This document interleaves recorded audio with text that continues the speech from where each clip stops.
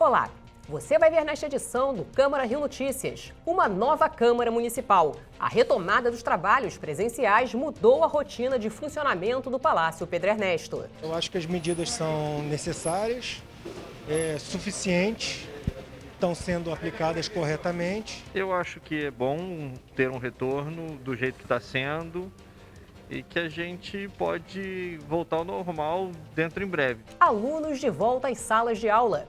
O retorno é opcional nas escolas particulares. De acordo com o protocolo de exigências, a direção da escola investiu em tudo o que fosse necessário para um retorno seguro para as nossas crianças. E as empresas de turismo tentam retomar as atividades depois de um período de prejuízo. Não saia daí, a gente volta já.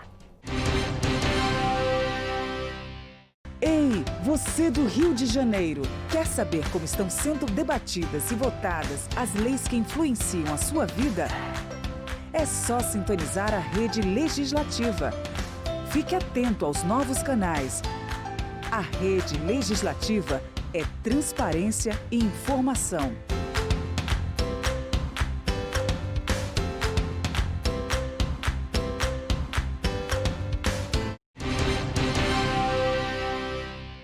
A gente começa esta edição do Câmara Rio Notícias falando da volta dos trabalhos presenciais na Câmara Municipal do Rio.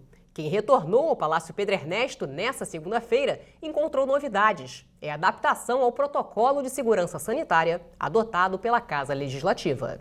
Logo na entrada, a temperatura dos funcionários era verificada. No chão, uma marcação indica o distanciamento previsto entre as pessoas que deve ser respeitado para evitar aglomeração. São sinais que indicam o novo normal. Na parte interna do Palácio Pedro Ernesto e no prédio anexo, onde ficam os gabinetes, toda uma sinalização chamando a atenção para as medidas de segurança foram afixadas nas paredes e nos assentos. Cerca de 64 dispensadores de álcool em gel estão espalhados por toda a parte. Tudo para minimizar os riscos de contaminação do novo coronavírus. Mas é fundamental que cada um faça a sua parte para se proteger e proteger também quem está ao seu lado. Essa é a primeira fase da retomada dos trabalhos presenciais da Casa Legislativa, que vai funcionar com 25% dos funcionários.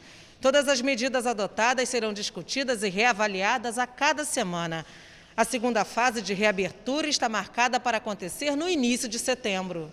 A nossa proposta, que foi discutido, que nesse mês agora, que nós estamos em agosto, é a primeira fase por 25%, até 25% de todas as diretorias e toda a ocupação da casa. A segunda fase, que seria no mês seguinte, em setembro, passaríamos para 40% de ocupação. Mas volto a repetir, semanal sendo feita a avaliação e, logicamente, antes da primeira fase para a segunda, será feita uma reunião mais ampla para saber se mantém o planejamento ou se a gente altera e não há nenhum demérito para essa comissão e para a mesa diretora, sob a liderança do presidente Jorge Felipe, se nós tivermos que recuar em qualquer ação que a gente poderia estar feito.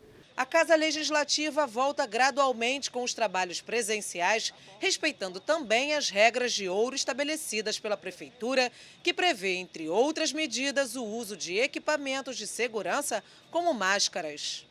O coordenador da Comissão de Retomada dos Trabalhos Presenciais da Câmara, Coronel Rômulo Capello, explica que seguir todas as etapas do protocolo de segurança para a retomada dos trabalhos é fundamental. Quando nós soubemos da criação da comissão e na nossa coordenação, a primeira coisa que nós fizemos foi convidar o superintendente da Vigilância Sanitária do município do Rio de Janeiro para que nos fizesse uma visita ao Palácio e o prédio anexo, onde nós temos os gabinetes dos vereadores.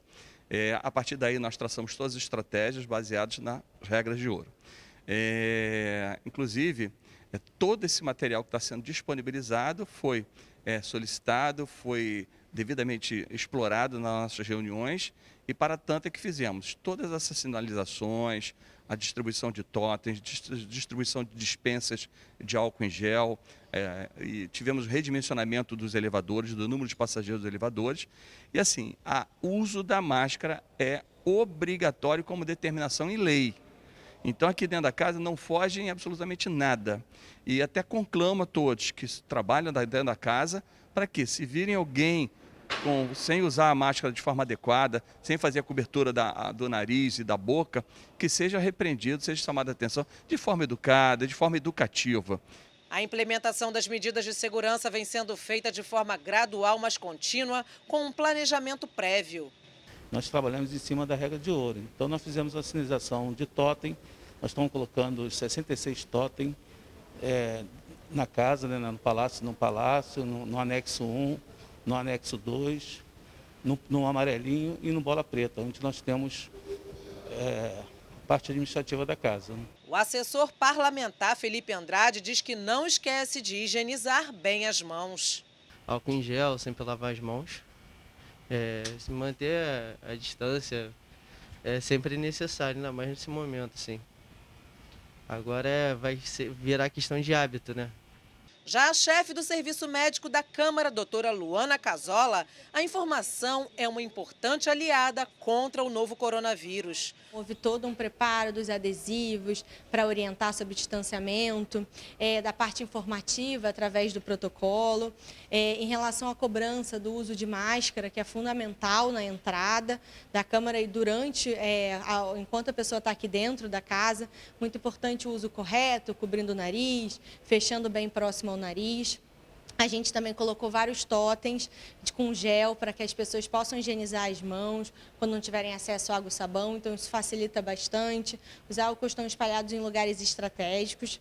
A divisão de saúde também tem exercido um papel fundamental em relação ao afastamento precoce de pessoas que têm sintomas de síndrome gripal, também orientando as pessoas que estão na dúvida, bem como auxiliando as pessoas que têm doenças crônicas e que não estão conseguindo, né, receber auxílio médico nesse período.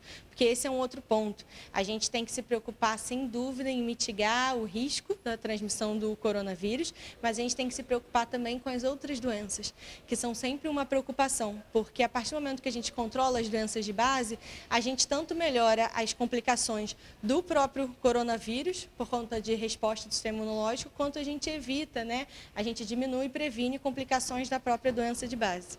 Os servidores da casa que retornaram aos trabalhos presencialmente aprovaram as novas medidas adotadas pela Câmara. A gente está vendo as pessoas tomarem os cuidados, os protocolos, as precauções.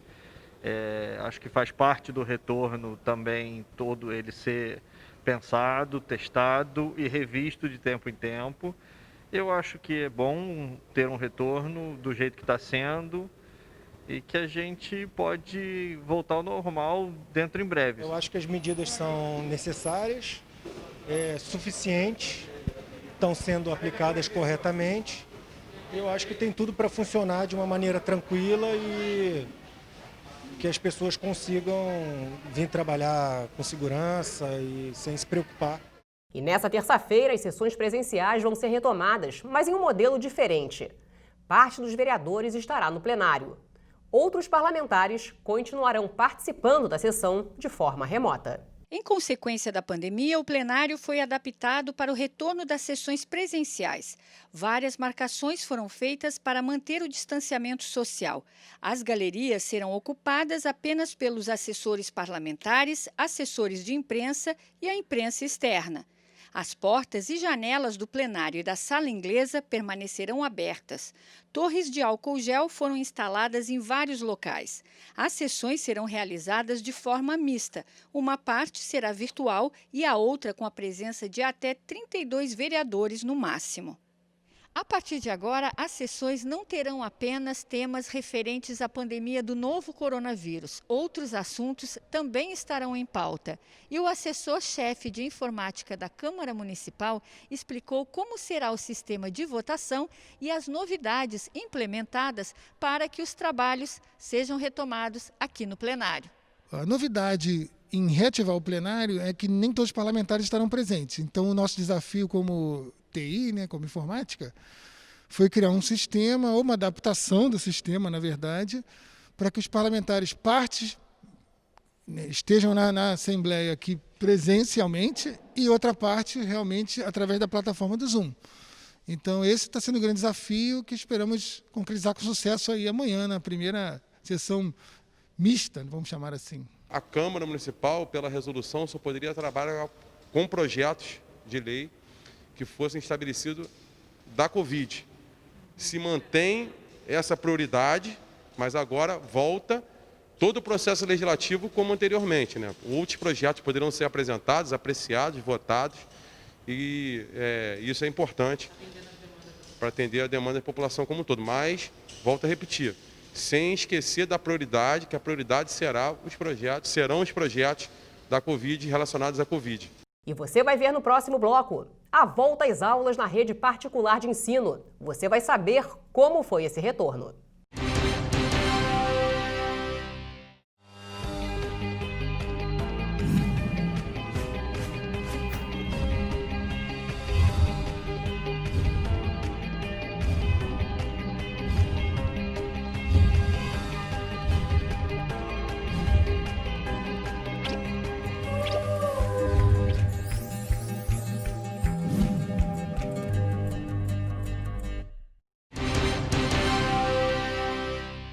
As aulas presenciais nas escolas particulares da capital do estado foram retomadas nesta segunda-feira. O retorno, por enquanto, é facultativo. O Jardim Escola Tia Paula, após 4 meses fechados, funcionando virtualmente, voltou a abrir as portas. Localizado no bairro de Madureira, a escola teve a volta de 2 turmas, o 4º e o 5º ano. Já na entrada, o aluno mede a temperatura. Em seguida, limpa o tênis em um tapete. Depois passa por um pulverizador. Há álcool em gel espalhado por toda a unidade. As salas foram adaptadas para respeitar o distanciamento social. Dos 15 alunos matriculados por turma, apenas 6 podem ficar no espaço, por aula. O uso da máscara é obrigatório. De acordo com o protocolo de exigências, a direção da escola investiu em tudo o que fosse necessário para um retorno seguro para as nossas crianças.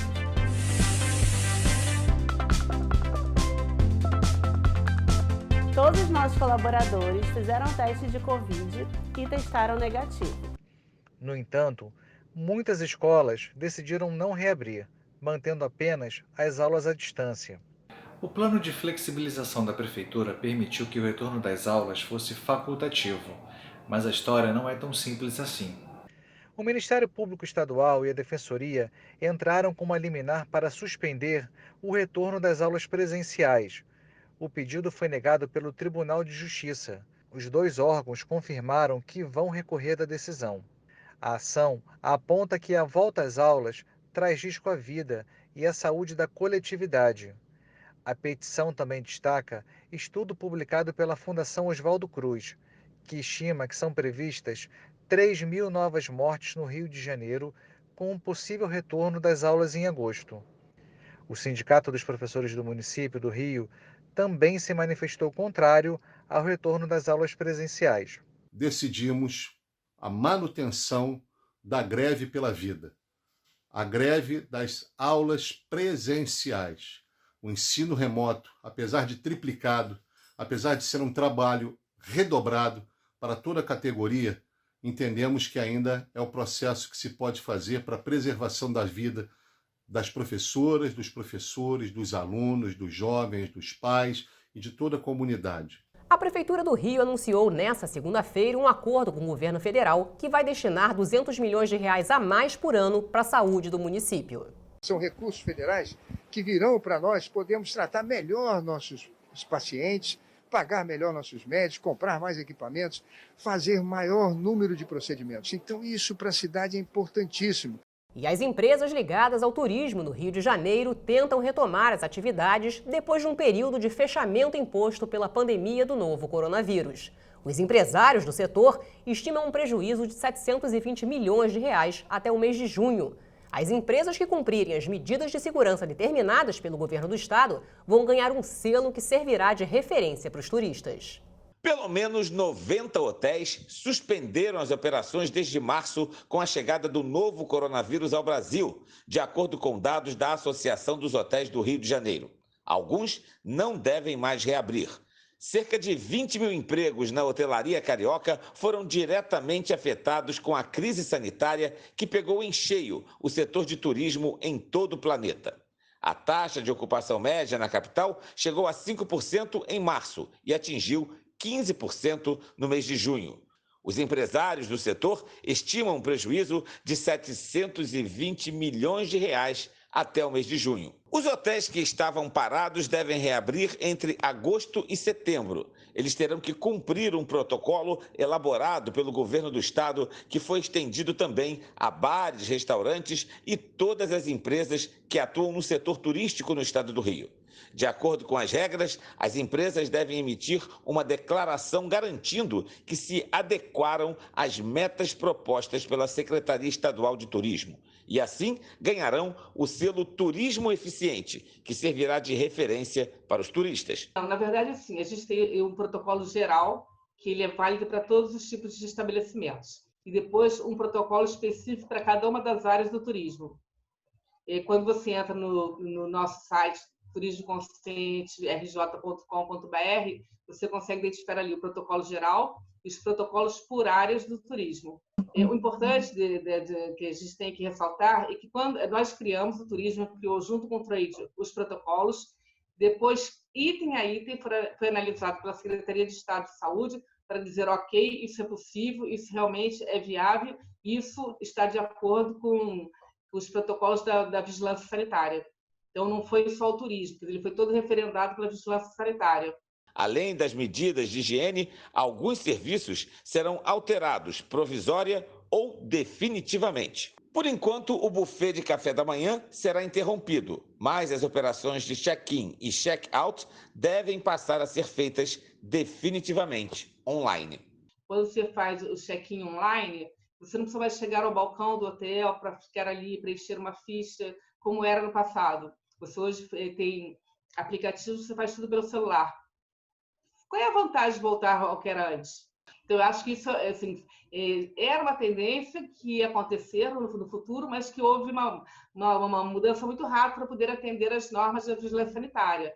Da mesma forma, o check-out. Você não precisa mais ir ao balcão fazer o seu check-out. Você pode fazer online. Por que você vai voltar ao modelo anterior, de chegar ao balcão, às vezes encontrar uma pequena fila, especialmente perto do horário de check-out?